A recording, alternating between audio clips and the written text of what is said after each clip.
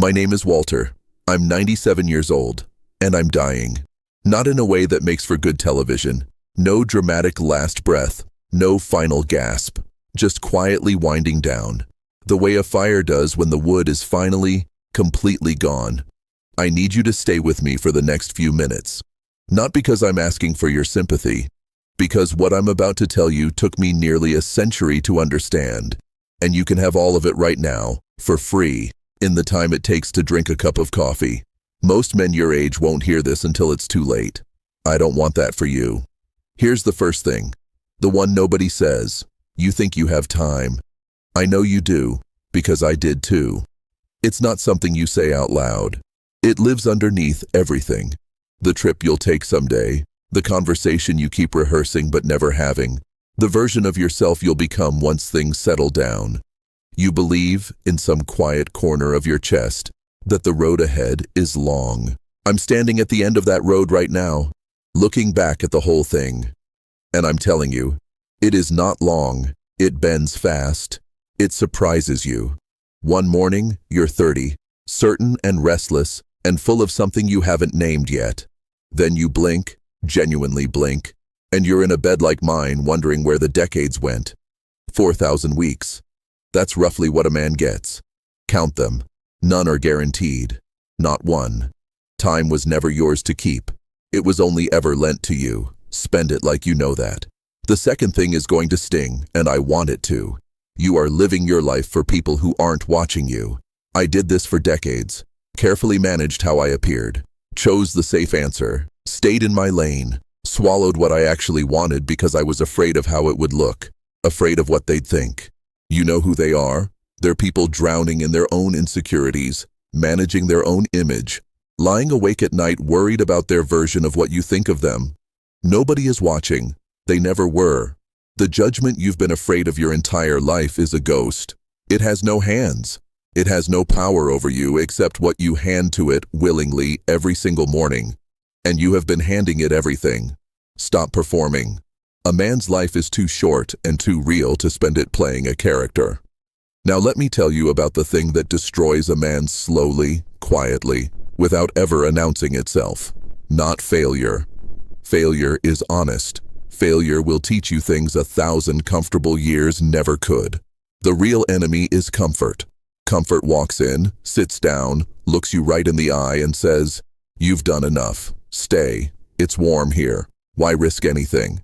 And because you're tired, because it's been a hard few years, because it is warm there, you listen. I watched men with extraordinary potential, real fire in them, slowly go quiet. Not because the world beat them down, because comfort convinced them the fight was over before it was. The moment you stop moving is not peace. It's just a slower kind of dying. Discomfort isn't punishment. It's your body and your mind telling you that you're still alive, still growing, still becoming something. The easy road leads somewhere, just nowhere worth telling your grandchildren about. Stay uncomfortable. Stay in motion. That's where a life actually gets built. Here's what I know about love. Not the feeling, the decision. The feeling comes and goes. You cannot control that. What you can control is the choice. The quiet, daily, unglamorous choice to show up for someone even when it costs you something. Real love is inconvenient. It requires you to put yourself down and pick someone else up. It asks you to say the hard things, stay in the hard moments, forgive the things that aren't easy to forgive. The regret that sits with a man at the end of everything, and I mean the kind that wakes you up at 3 in the morning even at 97, is almost never about the risks he took. It's about the love he held back, the words he kept to himself because he thought there would be more time. The people he kept at a safe distance because he was protecting himself from a threat that, looking back, was never as dangerous as the loneliness he chose instead. Say what needs to be said, not in a text. Out loud. Today. Because I am the living proof that later is a lie and one day it simply stops being an option. I want to talk about your ego, because it's been running your life and it doesn't deserve that authority. Your ego tells you not to ask for help, because that looks weak. Not to apologize, because that looks like losing.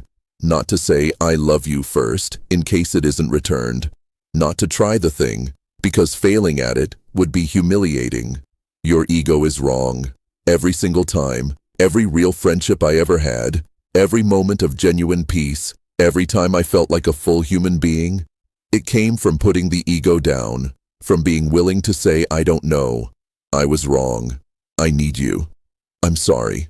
That's not weakness.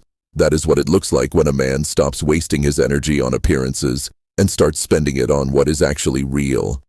That is the only courage that ever mattered to me. The quiet kind. The kind that costs your pride and gives you back your soul. And every morning you wake up, I need you to understand what that actually means. I know what it means to have mornings you can count. I've outlived nearly every person I ever loved. The distance between waking up and not waking up is not as wide as you think it is when you're young and bulletproof. So I'm not asking for someday. I'm not asking you to overhaul your life or climb a mountain. I'm asking for today. Tell someone you love them, out loud, with your whole chest. Do the thing you've been postponing for a reason that, if you wrote it down and read it back honestly, you'd be embarrassed by. Forgive someone, not for them, for you. Let go of the grudge that's been quietly drinking your energy for years. Stop waiting to feel ready. Ready is a story. Fear tells you to keep you exactly where you are. No man who ever built anything real, loved anyone deeply, or changed a single thing worth changing, felt ready first. They moved, and the readiness came after. My name is Walter. I am 97 years old. I am in this bed, and I am not afraid of what's coming. But I am, even now, even here, afraid for you. Afraid you'll watch this, feel something shift inside you, and then close the tab and go back to what you were doing. That this becomes one more thing that almost changed you. Don't let that happen. You are alive right now. Completely, fully, irreversibly alive. You have what I am running out of minute by minute. You have today, and today, even if it's the only thing you have, is not nothing. Today is everything. Stop waiting for your life to begin. It already has. It's happening right now, with or without your full attention. Give it your full attention. That's all. That's the whole thing. That's everything I learned in 97 years, and I gave it to you in 5 minutes. Now go do something with it.